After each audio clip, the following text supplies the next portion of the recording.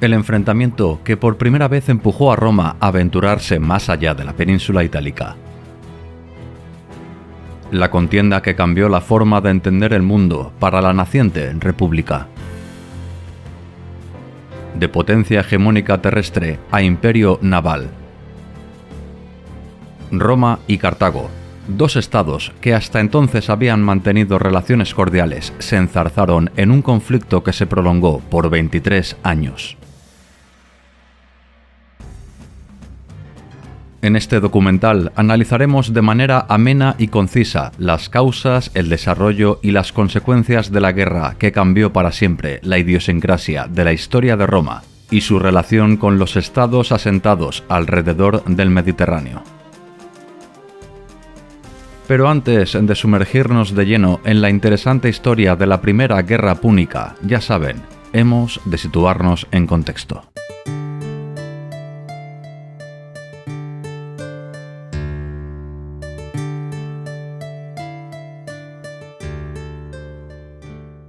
Viajamos al año 480 antes de nuestra era.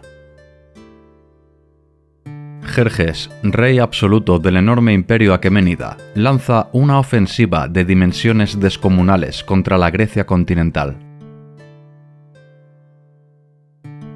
Mientras los griegos resistían y vencían en las famosas batallas de las Termópilas y Salamina, sus compatriotas asentados en la Magna Grecia lucharon y derrotaron a los cartagineses en Sicilia, en la conocida como Batalla de Himera. Resulta tentador apoyar las tesis de Diodoro, historiador que afirma que aqueménidas y cartagineses se pusieron de acuerdo a la hora de lanzar un ataque simultáneo contra el mundo griego. Una aseveración que cuesta contrastar con otras fuentes, muchas de ellas perdidas o contaminadas, como la mayoría en que se centran en este periodo histórico. Sea como fuere, Cartago sufrió una importante derrota, pero no fue un impedimento definitivo para que púnicos y griegos continuaran batallando en las siguientes centurias por el control de Sicilia. Mientras todo esto acontecía, Roma recién salía de su etapa monárquica y apenas dominaba un pequeño territorio de la región del Lacio, con una salida al mar Tirreno en el puerto de Ostia. En pocos años, Roma se expandió y se convirtió en la fuerza hegemónica de la península itálica. Tras 53 años de guerras contra los samnitas, Roma conquistó el centro y el sur de Italia. El siguiente enemigo era ni más ni menos que el puñado de ciudades-estado que conformaban la Magna Grecia, y más allá Sicilia, lugar donde los cartagineses ya disponían de un puñado de prósperos enclaves costeros. El primigenio casus belli entre las ciudades que conformaban la Magna Grecia y Roma tuvo origen en Turios, colonia fundada en el año 444 por ilustres figuras como Heródoto, Hipódamo de Mileto o Protágoras de Abdera, una ciudad que mantenía un enconado conflicto con Tarento. Turios solicitó ayuda a Roma, respondiendo con el envío de una modesta flota que navegó por el Golfo de Tarento, otra colonia griega de origen espartano. Los tarentinos hundieron 4 barcos romanos y apresaron uno más, un acto hostil por el cual los representantes romanos solicitaron una reparación, petición que fue desestimada, y además el embajador romano fue humillado en la corte tarentina. Tarento, ante la avalancha que se le venía encima, no tuvo más remedio que pedir ayuda a la gran potencia del otro lado del mar Adriático, el poderoso reino de Épiro, gobernado por el famoso rey Pirro. Este soberano, deseando en sentido inverso emular las hazañas de su pariente Alejandro Magno, acudió en apoyo de las colonias griegas, dispuesto a guerrear contra romanos y cartagineses, quienes en ocasiones se aliaron, consiguiendo un seguido de victorias y derrotas estériles que solo sirvieron para desgastar a todos los participantes en el conflicto, las conocidas como victorias pírricas. Pirro se retiró de Italia en el año 275, tras la decisiva batalla de Benevento, contienda donde el héroe romano Marco Curio Dentato consiguió domeñar los hasta entonces temibles elefantes de guerra. Es de reseñar, para entender el contexto de la Primera Guerra Púnica, lo acontecido unos años atrás del estallido del conflicto, más en concreto en el 315, cuando un soldado de fortuna llamado Agatocles se apropió de Siracusa, una de las ciudades más ricas y prósperas de Sicilia. Agatocles se sirvió de un regimiento de mercenarios originarios de la Campania, conocidos como mamertinos, cuyo nombre deriva de Mamers, el dios italiano de la guerra, Marte. Tras el fallecimiento de Agatocles en 289, los mamertinos fueron aceptados en el ejército de Mesana, la contemporánea Mesina. Pero poco tiempo después se rebelaron, apoderándose de la ciudad, ubicada en un punto de vital importancia geoestratégica. Los mamertinos controlaron el estrecho de Mesina y se dedicaron al pillaje y la rapiña contra las ciudades vecinas, una situación que Hierón, nuevo gobernante de Siracusa, no estaba dispuesto a permitir. Hierón venció a los mamertinos en la conocida como Batalla del río Longano. Los hijos del dios Marte decidieron jugarse su suerte a dos cartas y enviaron sendas embajadas a las dos potencias del momento, Roma y Cartago. Cartago fue la primera en responder, enviando a un oficial llamado Aníbal al frente de un escuadrón naval hacia las islas Lipari, lugar donde se encontraba ubicado Hierón de Siracusa y su ejército. Aníbal, mientras felicitaba a Hierón por su flamante victoria y discutía un nuevo tratado entre Siracusa y Cartago, por la espalda negociaba con los mamertinos para que aceptaran una guarnición cartaginesa en Mesana, su principal bastión. Hierón en absoluto deseaba entrar en un enfrentamiento directo con Cartago, así que se avino a las condiciones impuestas por Aníbal, ignorando que los púnicos a su vez habían sellado un acuerdo con los piratas mamertinos. Mientras todo esto sucedía, los principales próceres de la República Romana se encontraban divididos entre partidarios y detractores de acudir a la llamada de auxilio de los mamertinos. Los más belicistas senadores aducían que el pacto entre púnicos y siracusanos suponía un serio peligro para los feudos recién conquistados por Roma.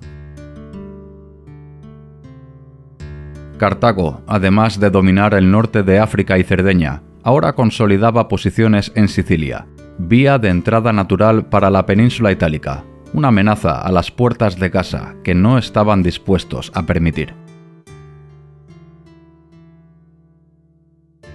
Los más pacifistas senadores, en cambio, alegaban que un enfrentamiento con Cartago supondría una guerra de dimensiones nunca conocidas para Roma, incumpliendo además el tratado de paz firmado con los púnicos en el año 279, donde a grandes rasgos cada estado reconocía su área de influencia.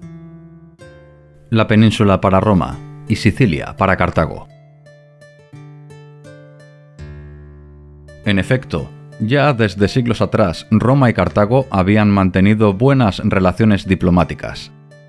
Polibio afirma que antes de este acuerdo de 279 se habían firmado dos tratados más que él mismo constató con sus propios ojos en las lápidas de bronce del tesoro de los cuestores. El primero es del año 508 y el segundo del 348. Sea como fuere, las posiciones belicistas se impusieron. En este año 264, el Senado designó al cónsul Apio Claudio Caudex como comandante de 2 legiones que partirían a Mesana en ayuda de los mamertinos. La primera campaña militar de ultramar en la centenaria historia de Roma.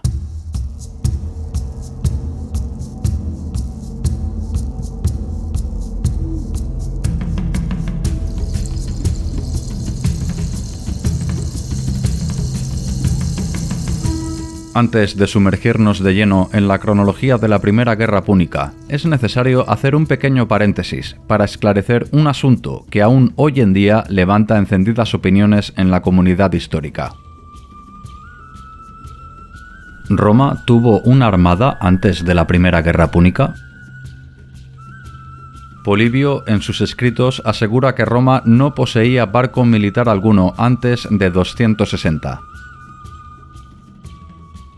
Según narra el historiador, durante los primeros años de la Guerra Púnica, una galera cartaginesa encalló cerca de costas italianas, un hecho que permitió a Roma copiar y reproducir a las hasta entonces imbatibles galeras de guerra púnicas.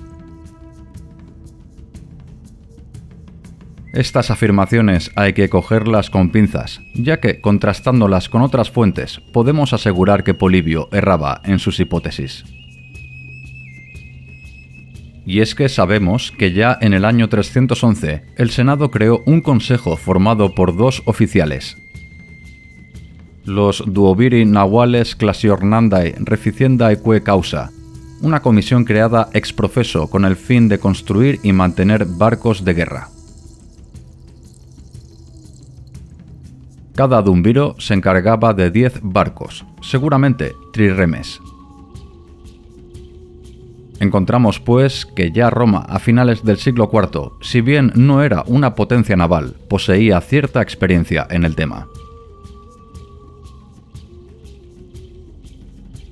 Otros hechos históricos confirman esta teoría. En 338, Roma venció en Antium a una confederación de latinos y volscos, además de una derrota contra los tarentinos en el año 282. A estos datos sumamos que en el 267 el Senado duplicó el número de cuestores, siendo nombrados los nuevos como quaestores classici, cuestores de la flota, encargados de mantener relaciones con los soci nahuales. Precisamente, volviendo al relato que nos atañe, Roma, a principios de la Primera Guerra Púnica, reclamó los servicios de sus soci nahuales de plazas costeras como Locri, Tarento, Elea y Nápoles, ciudades que prestaron galeras de guerra, naves de transporte y marineros con el fin de facilitar el paso de las legiones a través del estrecho de Mesina. Cartago ya era sabedora de la presencia romana en los alrededores del estrecho, así que dispuso una potente flota en el cabo Pelorias, con el fin de evitar a toda costa que las legiones llegaran en auxilio de los rebeldes mamertinos. La diosa Minerva iluminó a un modesto tribuno llamado Gayo Claudio, quien pergeñó un ingenioso plan para poder acceder a Mesana. Valiéndose de la oscuridad de la noche, con una pequeña embarcación cruzó el estrecho y consiguió contactar con la facción prorromana de los mamertinos, asegurándoles el apoyo para su causa de las 2 legiones acuarteladas al otro lado del estrecho. Los mamertinos finalmente aceptaron la alianza con Roma. Tomaron las armas y expulsaron a la guarnición púnica presente en Mesana. Apio Claudio Caudex ahora disponía de una cabeza de puente en Sicilia donde asentarse, una situación en extremo molesta tanto para Cartago como para Siracusa. Como era costumbre en el mundo antiguo, antes de iniciar hostilidades, ambos bandos negociaron. Cartago advirtió a Roma acerca del peligro que supondría un enfrentamiento entre ambas potencias, manifestando abiertamente su superioridad naval, pero los delegados romanos no se amilanaron. Esgrimieron como justo casus belli que los mamertinos eran sus aliados y habían sido agredidos por Hierón de Siracusa y Cartago. Tras este fracaso diplomático, todos los bandos tomaron posiciones. Hierón de Siracusa, aunque hacía poco había sido engañado por los cartagineses, los eligió como socios preferentes. El tirano de Siracusa movilizó un ejército que partió rumbo hacia Mesana, el nido de piratas mamertino que tantos quebraderos de cabeza le había dado, pero allí estaba esperándole el cónsul Apio Claudio, quien presentó una feroz resistencia y obligó a Hierón a volver a Siracusa. Una vez eliminado uno de los dos ejércitos enemigos, Apio Claudio Caudex planificó un ataque de madrugada contra el campamento cartaginés, resolviéndose en una caótica retirada de los ejércitos púnicos, siendo acosados en su huida.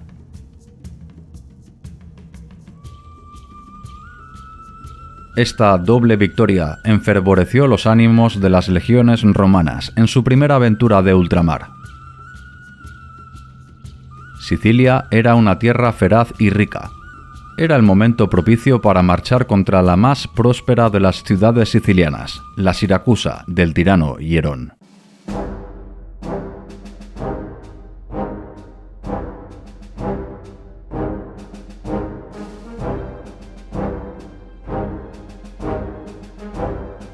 El año consular se acababa, así que el cónsul Claudio no tenía tiempo que perder si deseaba celebrar un triunfo una vez regresara a Roma.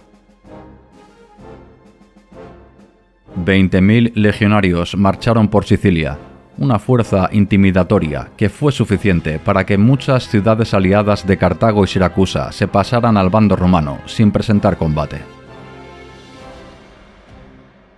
Pero Siracusa no era una humilde aldea campesina. La ciudad más importante de Sicilia estaba bien protegida por unas imponentes murallas y miles de soldados preparados y suministrados para un largo asedio. El cónsul Claudio Caudex, ante su manifiesta escasez de tropas y suministros, no tuvo más remedio que regresar al otro lado del estrecho para posteriormente poner camino a Roma. Su consulado había acabado, y si bien había cumplido con creces su objetivo de contactar con los mamertinos y apoderarse de Mesana, no fue suficiente como para que el Senado le diera derecho a celebrar un triunfo. Nos encontramos en el año 263, segundo año del conflicto. Roma ha elegido a sus dos cónsules, Manio Valerio Máximo y Manio Otacilio Craso, ambos con destino consular en Sicilia, señal inequívoca que el Senado se tomaba muy en serio el conflicto con Cartago y Siracusa. Los cónsules marcharon a Sicilia con 4 legiones y sus correspondientes 2 alas de caballería, nutridas con tropas auxiliares, en total, unos 40.000 soldados. Tras expulsar a las tropas cartaginesas asentadas en los alrededores de Mesana, ambos cónsules atravesaron Sicilia, de nuevo con el objetivo de amedrentar al tirano Hierón de Siracusa. Como en la campaña anterior, decenas de ciudades se pasaron a bando romano. Según cuenta Diodoro, fueron 67 las ciudades que en estas dos campañas cambiaron sus simpatías, hecho decisivo para que Hierón de Siracusa pidiera la paz. El tirano deshizo su alianza con Cartago, ofreciéndose como amigo y aliado de Roma, a cambio de permanecer como gobernante autónomo. Una propuesta que fue aceptada por los cónsules, previo pago de 100 talentos y la liberación sin coste alguno de los prisioneros romanos. Esta fue una excelente noticia para los cónsules en campaña, puesto que la flota púnica bloqueaba el regular y necesario suministro vía marítima para los 40.000 soldados romanos. Con Siracusa como aliada, ahora Roma disponía de un importante bastión donde poder suministrarse a un precio módico, una base segura donde poder planificar los futuros ataques contra los enclaves púnicos en Sicilia. Aún así, la acción más reseñable de este 263 fue la toma de Segesta, una de las principales plazas cartaginesas. Cartago por primera vez sintió el miedo de cerca. Ya no era tanto por la intromisión de Roma en Sicilia, región que se encontraba en su área de influencia desde hacía siglos, sino porque si eventualmente Roma se hacía con el control absoluto de la isla, África quedaba a unas pocas jornadas de navegación. Los sufetes cartagineses pronto se pusieron manos a la obra y reclutaron de manera masiva mercenarios en Hispania, Galia y Liguria.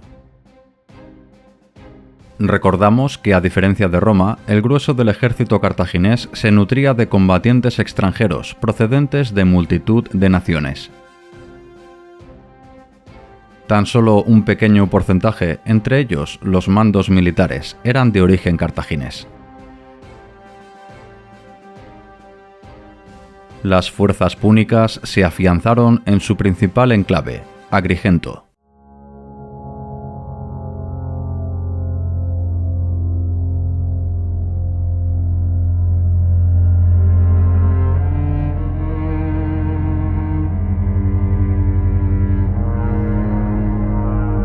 Los cónsules del año 262, Lucio Postumio Megelo y Quinto Mamilio Vítulo, nuevamente con 4 legiones a su cargo, marcharon hacia esta plaza, llegando en junio, en plena época de cosecha. Aníbal Giscón, general púnico encargado de la defensa, ante el aluvión romano que se le venía encima, decidió atrincherar a su ejército dentro de las murallas de Agrigento, contando en total con unos 50.000 efectivos entre soldados profesionales y lugareños de la propia Agrigento y alrededores, previo paso de recolectar todo el grano posible ante un más que previsible largo asedio.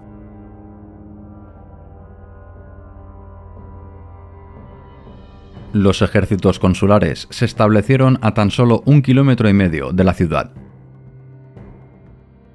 40.000 soldados requería de una gran cantidad de alimento, así que la primera medida de guerra fue recolectar cuanta cosecha y forraje fuera posible.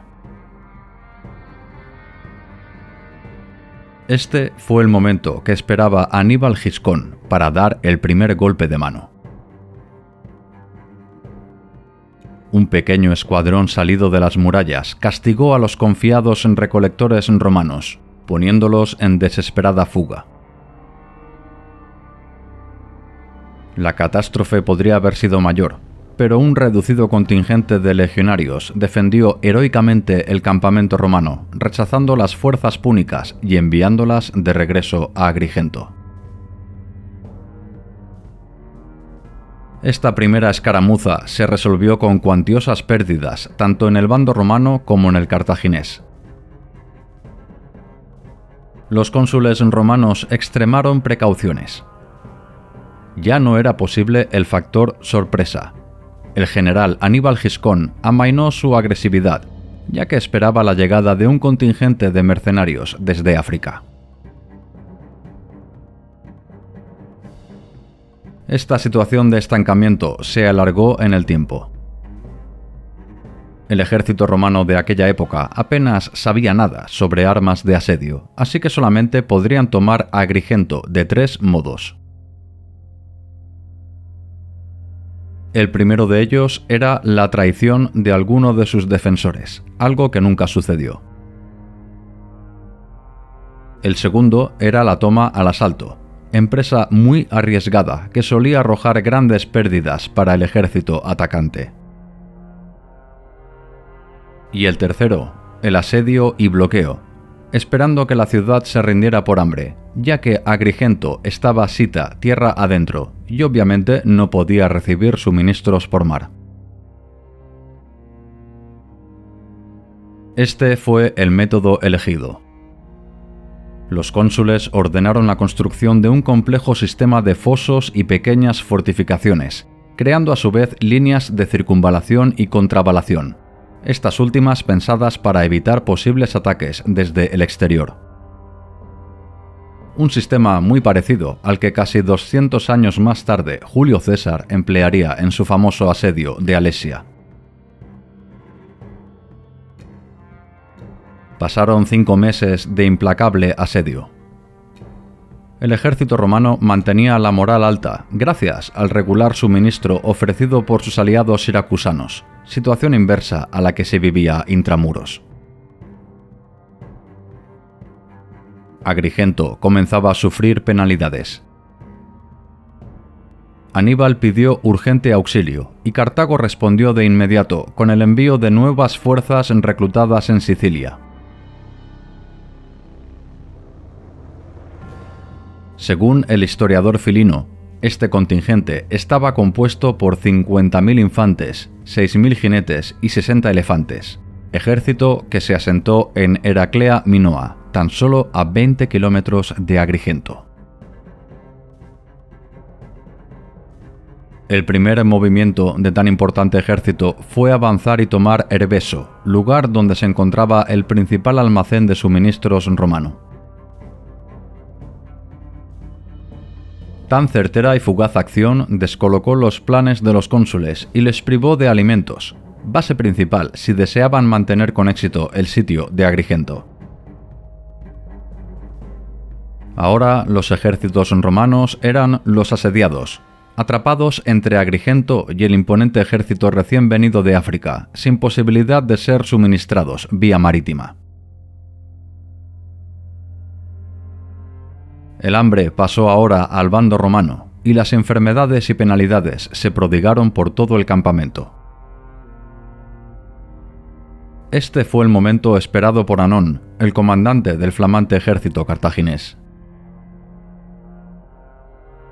Antes de acercarse al campamento romano, Anón ideó un plan con el objetivo de mermar a la caballería adversaria, los únicos que gracias a su rapidez de movimientos podrían obstruir su ataque. Un escuadrón de caballería númida, la mejor del momento, salió en búsqueda de sus iguales romanos, envite que aceptaron, sin darse cuenta que estaban siendo atraídos a una trampa. En efecto, la supuesta retirada númida solo fue una añagaza para que los caballeros romanos se alejaran de su retaguardia. Centenares de jinetes romanos, la élite del ejército y la sociedad, perecieron lanceados por un oculto contingente de infantería cartaginesa.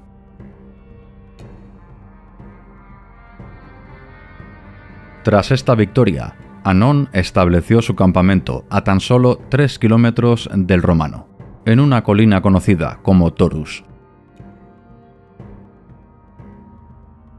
Ahora era el momento de presentar una gran batalla campal que decidiera el penoso asedio de Agrigento, antes que sus compatriotas sucumbiesen al hambre.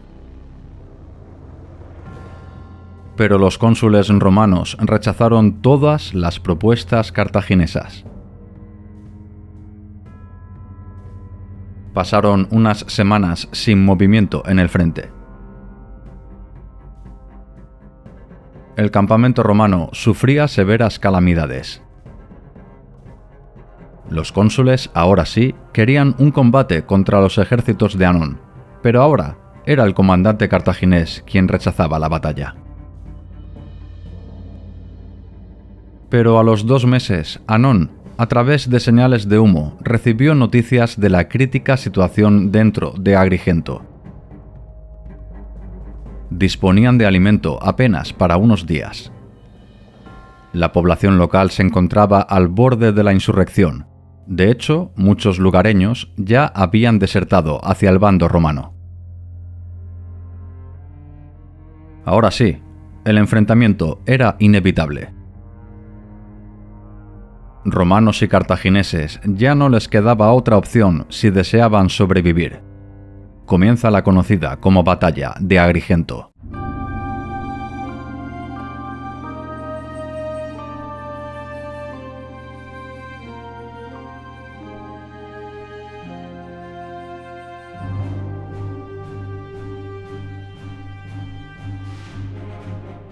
Anón dispuso a sus 50.000 soldados en 2 grandes líneas de infantería, con sus 60 elefantes al final.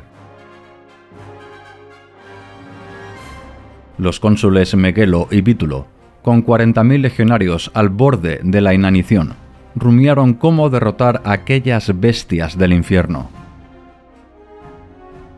Nada de innovaciones. Mantendrían su formación de combate que tantos éxitos les había dado. La famosa y efectiva Triplex Acies.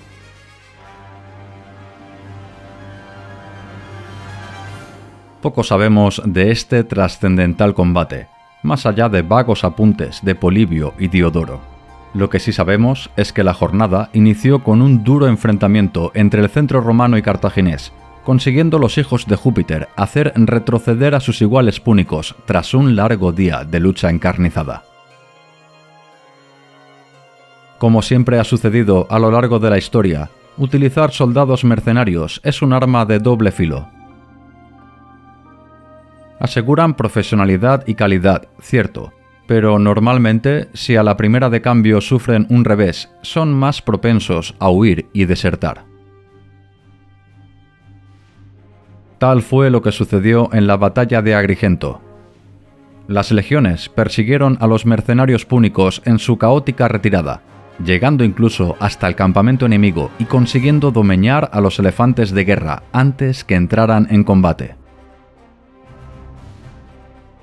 Según Diodoro, Anón perdió 3.000 hombres de infantería y murieron 200 jinetes. 4.000 fueron hechos prisioneros, 8 elefantes perecieron y 33 fueron heridos de gravedad. Cifras algo exageradas, puesto que Diodoro se basaba en cálculos que doblaban los ejércitos en combate. El historiador bizantino Zonaras cree que el fracaso cartaginés se debió a que el ejército de Anón y la guarnición de Aníbal no lograron ponerse de acuerdo, una pinza que hubiera puesto en serios aprietos a Roma. También otras fuentes apuntan a la pobre calidad de los mercenarios púnicos, así como la inexperiencia en el uso de elefantes de guerra.